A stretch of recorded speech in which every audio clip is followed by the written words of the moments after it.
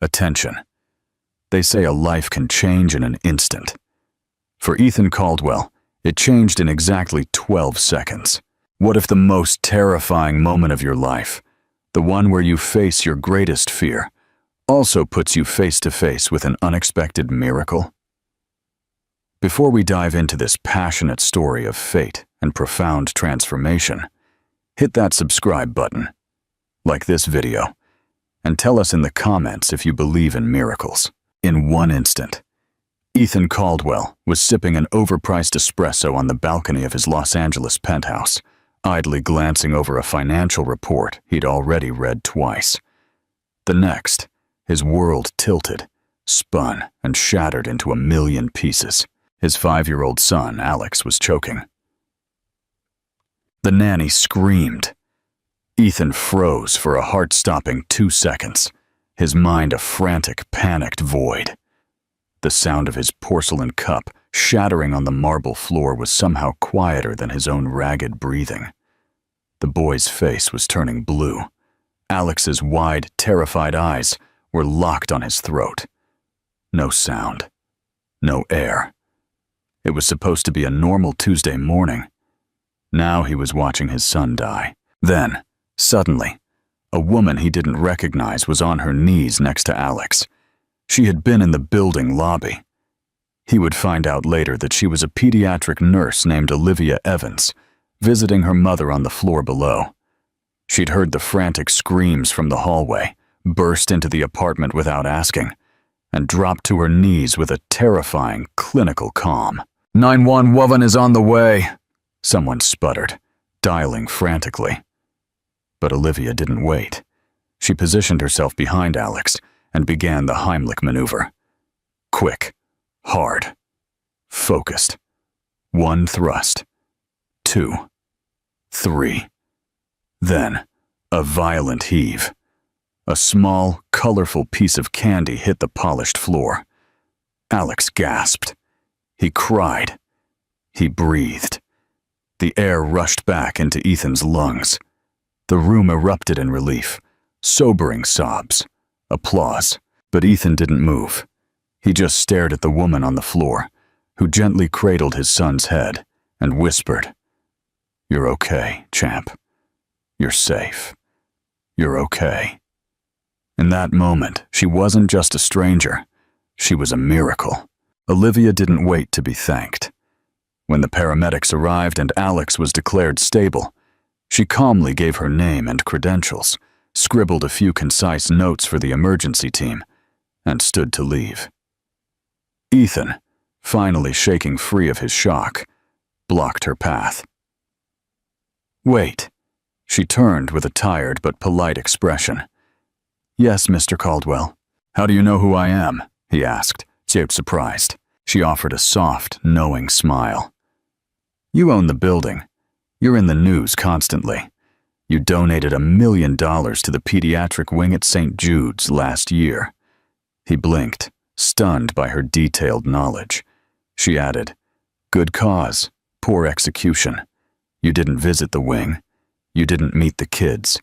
You just signed the check and left." His jaw tightened. "And how do you know that?" "I work there." Olivia turned to leave, a quiet resolution in her posture. He stepped in front of her again, blocking her way. "Let me thank you properly." "You already did." "No," he insisted, his voice raw with a sincerity that even surprised himself. "I mean it. Dinner. Whatever." She paused, then really looked at him. Ethan Caldwell, CEO of Caldwell Global. Forbes cover boy. Widower. An emotionally unavailable billionaire with a sharp jawline and an even sharper tongue. "I'm not a story you can turn into a headline," she said. Her voice was flat. "I'm not asking for a story," he replied, his gaze unwavering. Their eyes held for a beat too long, a silent acknowledgement of something more, something undefined. Then she was gone, leaving him alone in the silent apartment, the echo of her words hanging in the air. What do you think of Olivia's bluntness? And what is the real meaning behind Ethan's sudden desire to properly thank her? Share your thoughts in the comments below. The next day, Ethan found her. He had his team track down where she worked. Eastbrook Medical Center, Pediatric Trauma Unit. He showed up with an extensive bouquet of flowers, costing more than a month's rent in most Los Angeles neighborhoods, and stood awkwardly in the sterile hallway, waiting for her shift to end. She looked at the flowers, then at him, a dry amusement in her eyes. That's a ridiculous amount of roses. They said it was romantic? Ethan admitted, a slight blush rising on his neck. We aren't dating yet, Olivia shot back, a rare, playful spark in her eye. She shook her head. A small smile played on her lips, but she didn't leave. They started slowly. A lunch in the bustling hospital cafeteria, coffee before her shifts, shared in the quiet city dawn. They traded texts between high-stakes meetings and late-night hospital rounds, not openly flirtatious yet, but filled with a growing, undeniable meaning. She challenged him, calling him out relentlessly when he dodged emotion, when he retreated behind his corporate facade. And somehow, she made him genuinely, openly laugh, in a way no one else could. Alex, his 5-year-old, adored her. He called her by her name. He drew countless pictures of her with imaginary sparkles in her hair, always smiling. She wasn't impressed by his money. She didn't care about his vast reputation. And maybe, just maybe, that was precisely the reason Ethan found himself completely unable to stay away. What profound impact do you think Olivia's presence is having on Ethan and Alex? And what does it truly mean to find happiness after profound loss? Share your thoughts in the comments below. One evening, after Alex was finally asleep, Olivia came over. Not for dinner, not for a date. Just to talk. Ethan poured them both wine, the amber liquid swirling in their glasses. They sat on his penthouse balcony, the city breathing around them, its million lights a distant, shimmering carpet. Why do you always act like you're okay when you're clearly not? She asked, her voice soft but direct, cutting through the silence. He looked at her, really seeing her. My wife, Sophie, died 5 years ago, he said. The words were heavy with unspoken grief. And I still don't know how to grieve without feeling like I'm betraying her memory. Olivia's expression softened, a shared understanding in her eyes. I know what it's like to lose someone too soon. Who did you lose? He asked, surprised. She hesitated, her gaze distant for a moment. My brother, Michael, cancer. He was 9. A deep silence settled between them, a quiet testament to a shared loss. Is that why you became a pediatric nurse? He asked, the connection dawning on him. That's why I learned how to breathe again. Later that night, as she stood to leave, a fragile hope in his voice. He asked, Stay. She turned. Why? Her eyes questioning. Because for the first time in a long time, Ethan confessed, his voice raw with vulnerability.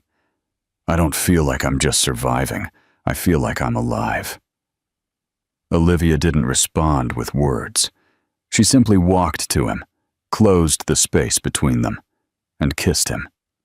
Slow, real, and utterly honest. Peace never lasts long in stories like this. 2 days after their first kiss, Olivia got a call from the hospital board. An anonymous complaint. The voice on the other end said, regarding inappropriate boundaries with the patient's family. Ethan was furious. He immediately offered his best lawyers, unlimited money, all his considerable influence. But Olivia turned it all down. I can fight my own battles, Ethan, she said. Her voice was firm, resolute. But it's my fault, he argued, his words thick with frustration. No, she replied, her gaze unwavering. It's my choice. Her eyes held his, a silent challenge. But if I lose this job, Ethan, we're done. Why? He asked, bewildered. Because I won't let myself become dependent on you again. That night, he lay awake, staring at the polished ceiling of his penthouse, wondering how love could feel so right and so impossible at the same time. Ethan Caldwell had fought wars on Wall Street. He'd faced down ruthless CEOs, challenging senators, and scandal-hungry journalists. But nothing felt as personal or as utterly helpless as watching Olivia walk into a closed-door disciplinary hearing with her career on the line, knowing there wasn't a single dollar he could spend to fix it without making things worse. He waited outside this boardroom for over an hour, pacing the silent hallway, the quiet pressing in on him. When she finally emerged, her face was unreadable, a mask of calm resolve. "Well?" he asked, his stomach tight with fear. "I'm being suspended," she said. Her voice was flat, devoid of emotion. "Without pay, pending further review." "On what grounds?" His own voice was sharp, tinged with fury. "Violation of professional boundaries with a minor patient's parent." "That's absurd. You saved my son." "I broke the rules, Ethan. I crossed a line." She didn't cry. She didn't raise her voice. She just stood there in the silent hallway, her hands in the pockets of her scrubs, like someone who knew exactly what it costs to be right and still lose everything. "I'll fix this," he said, stepping toward her, reaching out a hand. "No," she replied, her voice softer now, but with an iron will beneath it. "You're going to respect that this is mine to fight," he emphasized, his eyes holding on to his. "I mean it. If you push this, I'll walk away." It was the first time Ethan truly felt her sharp, undeniable edges, not just her kindness or her strength, but her fierce boundaries. She would not be saved, not by him, not by anyone. He watched her walk away, the echo of her footsteps louder than any boardroom silence he had ever endured. What do you think is the true meaning behind Olivia's unshakable boundaries? And why is Ethan struggling so much with his inability to fix things with his power? Share your ideas in the comments below. Alex asked about Olivia that night. "Is Dr. Olivia mad at us?" "No, champ," Ethan lied. The word stuck in his throat. "Is she coming back?" Alex's hopeful eyes pierced right through him. Ethan didn't have an answer, so he lied. "She will." 3 weeks passed. No contact. Olivia had vanished into silence. Ethan buried himself in work, relentlessly trying to forget the curve of her smile, the fresh scent of her shampoo, the way she bit her lip when she was thinking about something complicated. But she was everywhere. In Alex's drawings, where his son invariably added sparkles to super nurse's hair. In the gentle hum of silence that now filled the penthouse after bedtime. In the quiet, deliberate way he had stopped drinking alone. Then, one night, he found a simple envelope slipped under his door. No stamps, no return address. Inside, a single sheet of paper. Typed, "I've accepted a position in San Francisco. It's a pediatric hospice unit. The offer came before all of this. I took it because I felt it was the only place I could still do what I love. I didn't say goodbye because I didn't trust myself to mean it. Take care of Alex, and thank you for making me believe I could still feel something." "Oh!" Ethan sat down heavily, his heart hollowed out by her words. She was gone, just like that. He booked a flight for the next morning, not to chase her, not out of anger or harassment, but just to think, to breathe, to understand. He took Alex with him. They went to the secluded cabin in the Rocky Mountains, a place he hadn't visited since before his wife Sophie died.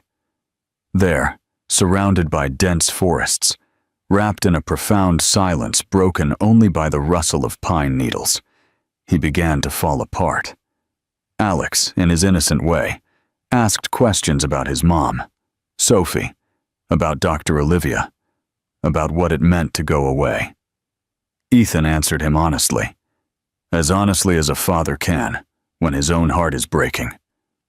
On the fourth night, after Alex finally fell asleep, Ethan sat outside on the porch swing, looking up at constellations he'd never bothered to notice before. And then, finally, he cried. Not the angry, controlled tears, not the quiet, stoic tears, but the real ones. The kind that cleanse the wounds you've pretended weren't there for years. He cried for Sophie, the love he lost too soon, for Olivia, the hope he'd pushed away, and for the boy inside of him who had never learned how to say, "I need you," until it was far, far too late. What do you think is the true meaning of grief, and how does it change us? And do you believe Ethan's raw honesty with Alex is a step toward his own healing? Share your ideas in the comments below. Meanwhile, back in the city, Olivia settled into her new life. The pediatric hospice unit in San Francisco was smaller, quieter, less chaotic than the trauma unit. Certainly more heartache, but it felt honest, raw, and true. She missed Alex most of all. She dreamed of him sometimes, his small arms around her neck, the way he used to call her Super Olivia. She missed Ethan too. Not the billionaire, not the headlines, just the man who brought her coffee at dawn and looked at her like she was the first honest thing he'd seen in a decade. Then, one afternoon, passing a small bookstore near the hospital, she stopped dead. Taped to the front window was a child's drawing. It was Alex's. She recognized the art style instantly. The crooked trees, the whimsical spaceship, the bright, uninhibited colors, and underneath, in shaky block letters, to Olivia, "Come home." Her chest flew open, a wave of emotion so powerful it stole her breath.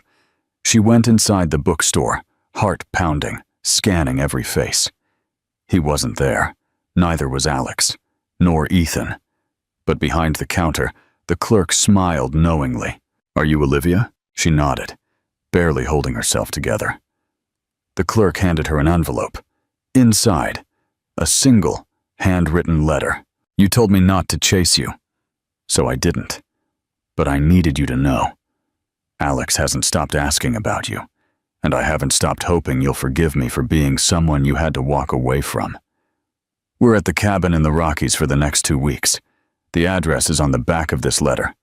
No pressure, just an open door. With love, E." She stood in the bookstore for one long, endless moment. The letter clutched in her hand, her pulse trembling. Her heart, dormant for so long, slowly, painfully, waking up. What do you think is the true meaning of an open door when so much has been lost? And how will Olivia overcome her fear to walk through it? Share your ideas in the comments below. Olivia didn't decide right away. She held the letter for a full day. She kept it in her coat pocket, unfolded it a dozen times, reread it every time the fear in her chest grew too strong. She told herself it wasn't a good idea, that going to the Rockies would only reopen something that was already bleeding. But there was a drawing taped to the front window of a bookstore 1,000 miles away from Los Angeles, done by a 5-year-old boy who still called her his favorite person. And that mattered. It mattered more than pride, more than fear, more than the pieces of her heart she had tried to mend alone. She packed a small bag, told her new supervisor she needed a few days, booked a last-minute flight to Denver, rented a car, and drove into a fog-shrouded countryside with the windows down and the heat on full blast. The Rockies were colder than she remembered. Or maybe she just felt smaller inside the vast, silent murmur. The cabin was tucked away at the edge of a dense pine forest, perched above a still, mirror-smooth lake. When she stepped onto the porch, suitcase in hand, she didn't know what to expect. Ethan opened the door before she could even knock. For a moment, neither of them spoke. The air was thick with unspoken emotions. Then Alex's voice, a whoop of pure joy, broke the song. "Olivia, He launched himself at her legs, nearly toppling her over. She knelt, hugging him so tightly he squealed with glee. "I missed you," her voice muffled against his shoulder. "I missed you too, champ," she replied, tears welling in her eyes. Ethan watched her from the doorway, one hand on the frame, as if needing to anchor himself against the surreal reality of her return. "You came," he said softly, his voice full of a raw, pure hope. Olivia stood, nodding once. "You said there was an open door. There always will be." That first night, they talked a little. Alex proudly showed her his new drawings. Olivia helped him with a complicated puzzle, their heads bowed close together. Ethan cooked badly, but she ate every bite, grateful for the simple domesticity. He built a fire in the fireplace, and they sat there in a silence. The kind of silence that feels earned, a comfort born of shared vulnerability. Later, after Alex went to bed, Olivia walked out onto the porch, drawn by the quiet beauty of the moonlit forest. Ethan followed her. His presence was a warm, reassuring shadow. "You didn't have to come," he said. "I know. Why did you?" She looked out at the towering trees, her gaze distant. "Because I couldn't stop hearing your son's laugh in my dreams, and because your letter didn't ask for forgiveness. It just offered a door." Ethan swallowed, his throat tight. "And will you give me forgiveness?" "Not all at once," she replied softly, turning to face him. "But I wouldn't be here if I didn't want to try." They talked for hours, about everything. And nothing. Ethan told her about Sophie's favorite song, a melancholy Chopin piece she used to play. Olivia told him how she still kept Michael's worn-out baseball glove in her closet. They didn't touch. They didn't need to. Just sitting next to each other felt like enough. The next morning, Olivia woke to the intoxicating smell of pancakes and the sound of laughter. She followed the joyful noise to the kitchen. Alex was on a stool, perched precariously, trying to flip pancakes with Ethan's help. Batter was everywhere, on the counter, on their clothes, even on Alex's cheek. "Dad says he's trying to be a homemaker," Alex announced proudly. Ethan grinned, a smear of flour on his nose. "Failing spectacularly." Olivia smiled, a soft, genuine smile that reached her eyes. "You're not failing." He knew it. They stayed for 4 days, allowing the quiet solitude of the cabin to enfold them, healing invisible wounds. On the third night, with the fire in the fireplace burning low, Ethan handed her a wrapped package. "I wanted to get you something." His voice was soft. "But it's not jewelry or flowers or anything that costs more than $15. Inside, nestled simply, was a leather-bound journal. The first page read, "Things I never said but should have." It was filled with short, raw entries, moments, feelings, deep regrets, and fragile hopes. The last page was blank except for one line at the top. "If you are reading this, I love you." Olivia traced the words with her fingers, holding her breath. "I'm scared," she whispered, the honesty a painful admission. "Me too," he replied, his gaze steady, mirroring her vulnerability. "But I've lived enough years building empires. I want to spend the rest of them building something real." She looked at him, truly seeing the fervent desire in his eyes, the man beneath the polished facade. And this time, she didn't hold back. She leaned in and kissed him, slowly, deeply, as if she had been waiting her entire life to be kissed back. What profound change has taken place in Ethan's priorities? And how does Olivia's courage inspire him to build something truly meaningful? Share your ideas in the comments below. That night, after Alex was asleep, tucked securely into his new bed at the cabin, Ethan pulled a small velvet box from the nightstand drawer. Olivia caught her breath. Her heart flipped over. "No," he said quickly, guessing her thought, a soft smile on his lips. "Not that." He opened the box. Inside, glinting softly, was a single silver key. "The cabin?" she asked, bewildered. "The key to the next chapter," he clarified, his voice filled with a quiet promise. "Wherever we write it." She took it, closing her hand around the small metal shape, feeling the immense weight of its symbolism. "I'm ready," she whispered. They didn't rush back to Los Angeles. They let the forest hold them a little longer. They let the stillness spread until it morphed into a deep, healing peace. They read stories by the crackling fire. They cooked badly and laughed loudly, their joy echoing through the wooden beams. They fell in love, not like a sudden, violent crash, but like a sunrise. Slow, sure, undeniable, warming them from the inside out.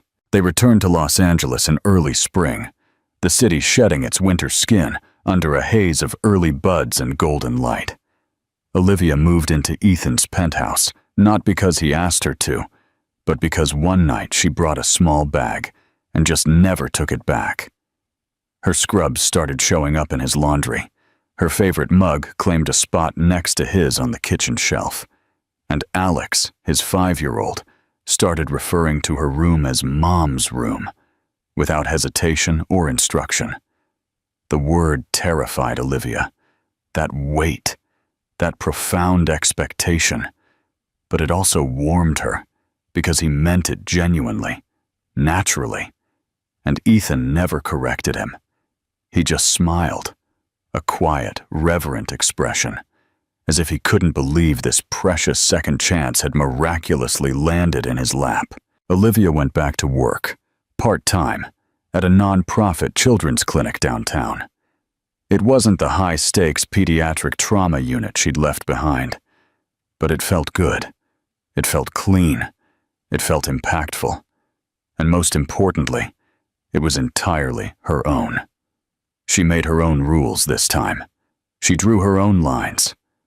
Her identity was no longer dependent on a hospital ID or defined by sacrifice. She was meticulously building a life, one with boundaries,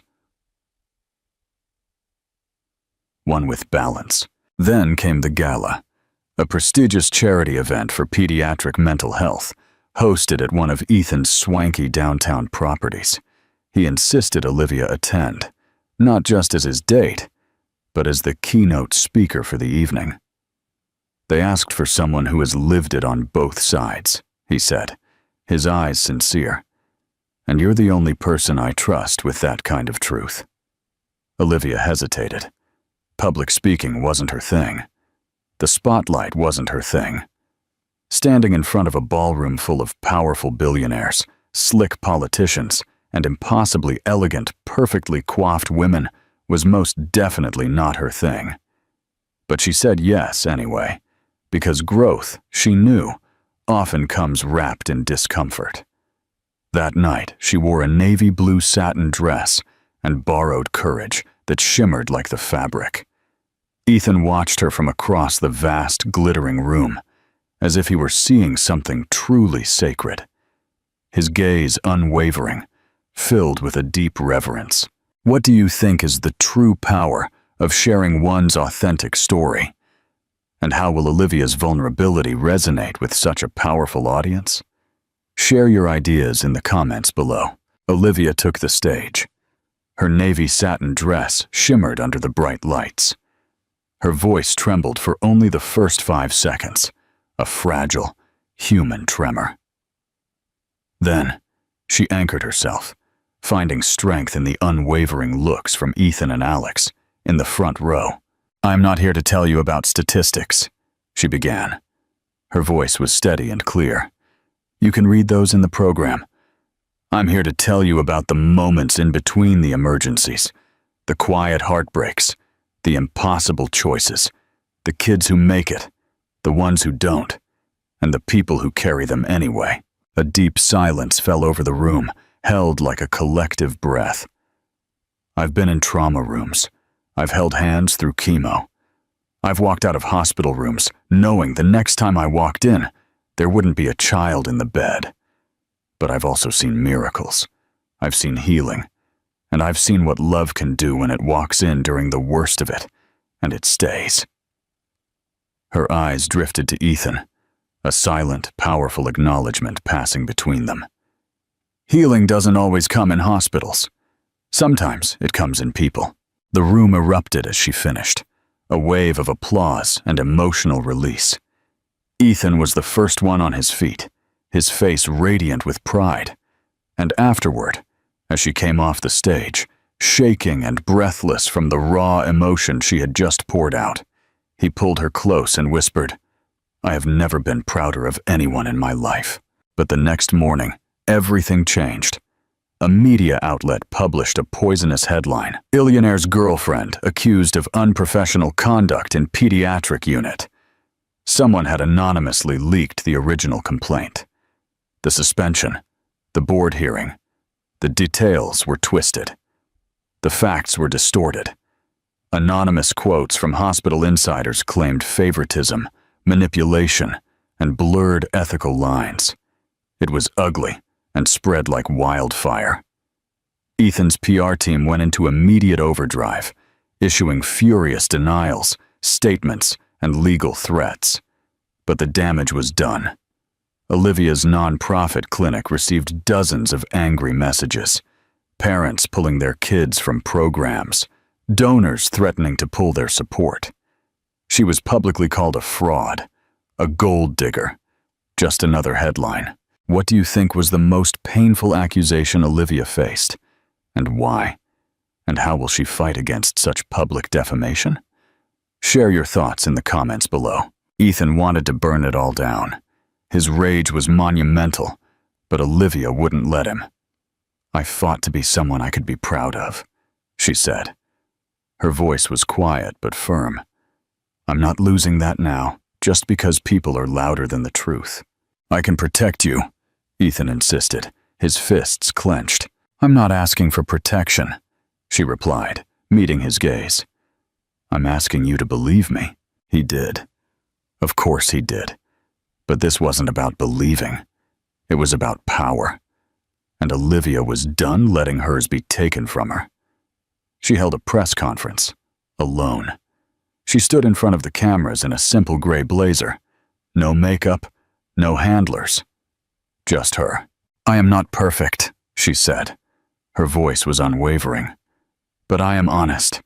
I've spent my life walking into rooms that people run from. I have lost my patience. I have made mistakes. But never, not once, have I ever exploited a child for personal gain. And I most certainly did not fall in love with a man for his bank account." She paused, her eyes scanning the faces of the journalists, holding their gaze. "I fell in love with him because he made me feel like I was more than what I had survived.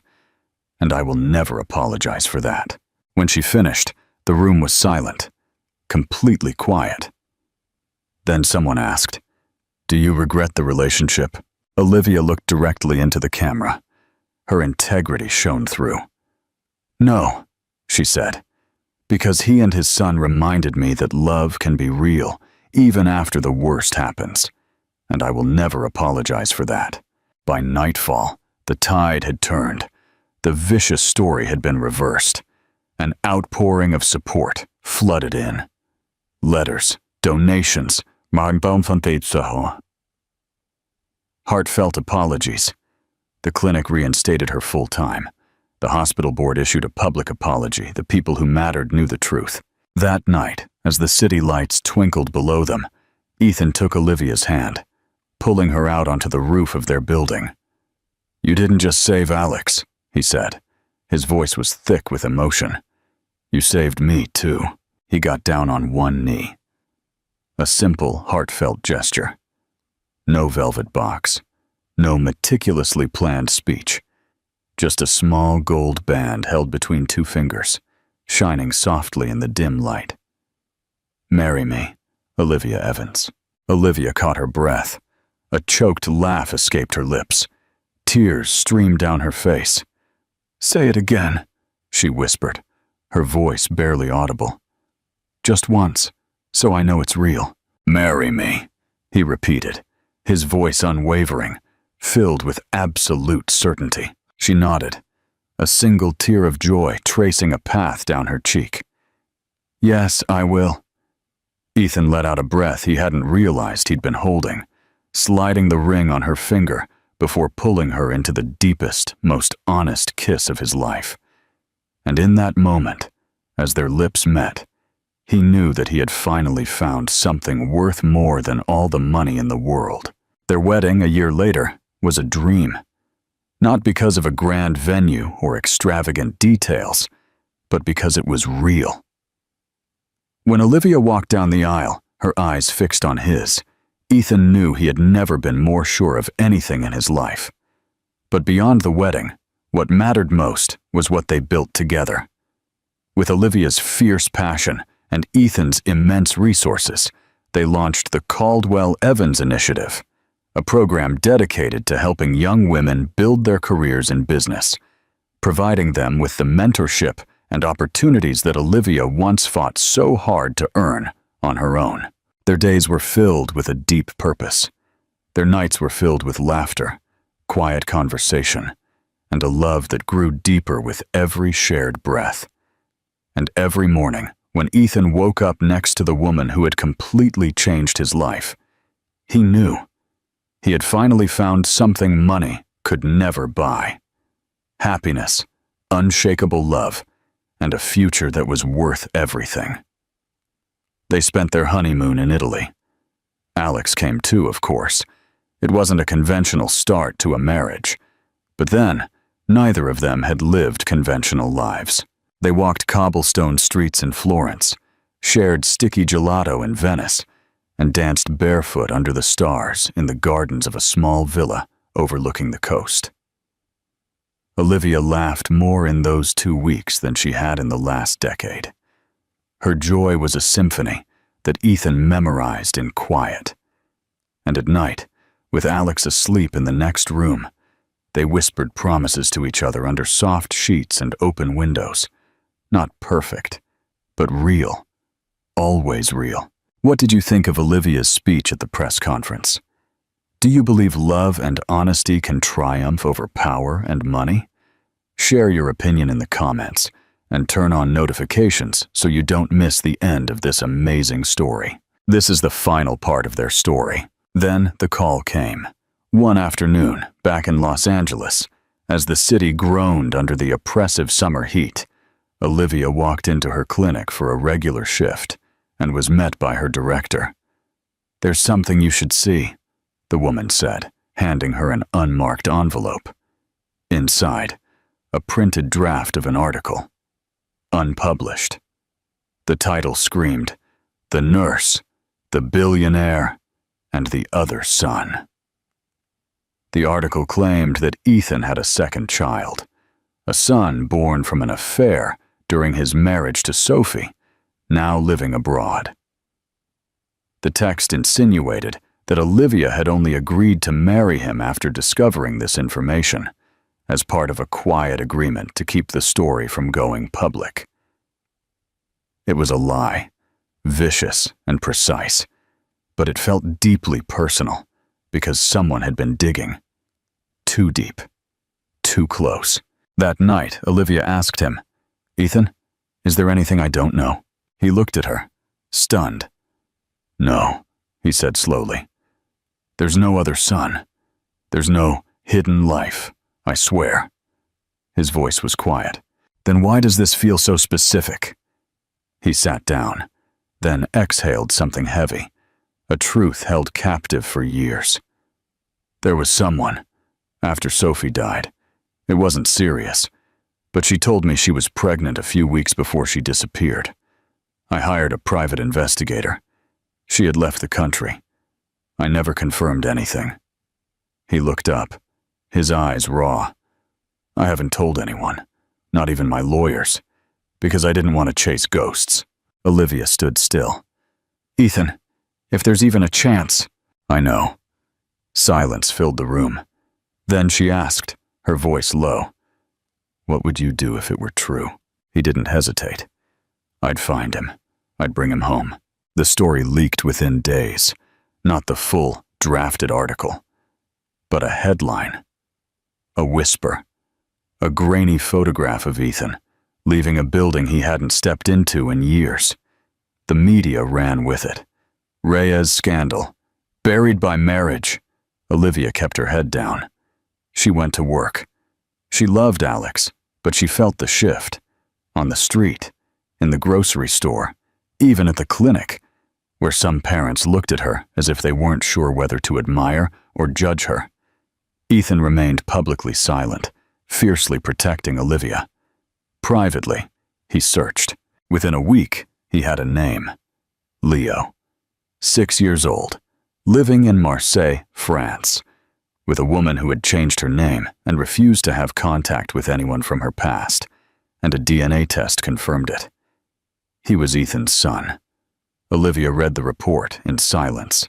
Then she looked at Ethan. Now what? I'm going to get him. I'm bringing him home. She nodded. I'm coming with you. Marseille was warm and quiet. The streets buzzed with summer markets and music, but Olivia could see the tension in Ethan's shoulders as they stood outside the small yellow house on the hillside. The door opened slowly. The woman there was thinner than she was in the photo, tired in the eyes, wary, and behind her, a boy. Dark curls, large, serious eyes. He looked just like Alex. Ethan took a step forward. I'm not here to fight with you. I just want to meet him. The woman studied him. Then, after a long moment, she stepped aside. And for the first time, Ethan knelt before the boy and said, Hello, Leo. I think I might be your dad. Leo didn't say anything, but he didn't run. And that was enough to start. They stayed in France for 2 weeks. Olivia watched as Ethan slowly built trust with a child who had only known his shadows. They played cards, kicked a soccer ball, talked about space and animals and American breakfasts. Leo didn't call him Dad, not yet. But when they said goodbye at the airport, the boy ran after Ethan and hugged him tightly. Will I see you again? He asked. Ethan knelt. I promise. Back in Los Angeles, Olivia tucked Alex into bed. He looked up at her with sleepy eyes. Can I still stay with you forever? He asked, his voice small. Olivia kissed his forehead. Always. But that night, as she lay next to Ethan, he whispered something to her in the dark. Do you ever think this is too much for you? Olivia turned to face him, her heart overflowing. No, she said. I think life finally stopped taking and started giving. He took her hand under the covers, and I think we're just getting started. 6 months later, the Los Angeles apartment felt different. Louder. Warmer. Lived in. Leo was moving in. It had taken time, months of paperwork, therapy, meetings with lawyers and mediators. But Ethan had been patient, gentle, present, and Leo had responded.